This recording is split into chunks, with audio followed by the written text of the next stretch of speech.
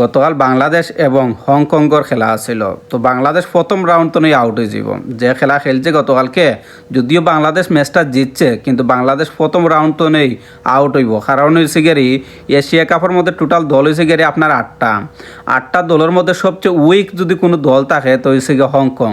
আর হংকংয়ের লগে বাংলাদেশ গতকালকে যেভাবে খেলছে, এরপরে হয়েছে বাংলাদেশের খেলা শ্রীলঙ্কার লগে এবং আফগানিস্তানের লগে। তো এইখানে হংকংয়ের লগে যে দুর্বল খেলা খেলছে বাংলাদেশ, এর তুলনায় শ্রীলঙ্কা এবং আফগানিস্তানের লগে জিন্দগি তো বাংলাদেশ পারতো না। হংকং প্রথম ব্যাটিং করছে, তো হংকং প্রথম ব্যাটিং করার পরে দিয়া তারা বাউন্ডারি মারছে, ছক্কা মারছে 5টা হংকংকে এবং 4 মারছে তারা 8টা। এর তুলনায় বাংলাদেশ ছক্কা মারছে 2টা এবং 4 মারছে 10টা।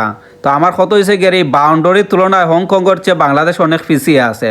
তো একটা টি-20 ফরম্যাটে যদি বাংলাদেশ বাউন্ডারি যদি না মারতে পারে, তো ভাই আপনি পরবর্তী যে ম্যাচগুলো আছে এই ম্যাচগুলোর মধ্যে আপনি কিভাবে বিশ্বাস করেন যে বাংলাদেশ জিতবো? এশিয়া কাপের মধ্যে সবচেয়ে উইক টিম হয়েছে গিয়ে হংকংয়ের লগে যদি আপনার এত কষ্ট করিয়া জিতা লাগে, তাহলে আপনি শ্রীলঙ্কার লগে এবং আফগানিস্তানের লগে কীভাবে জিতবা?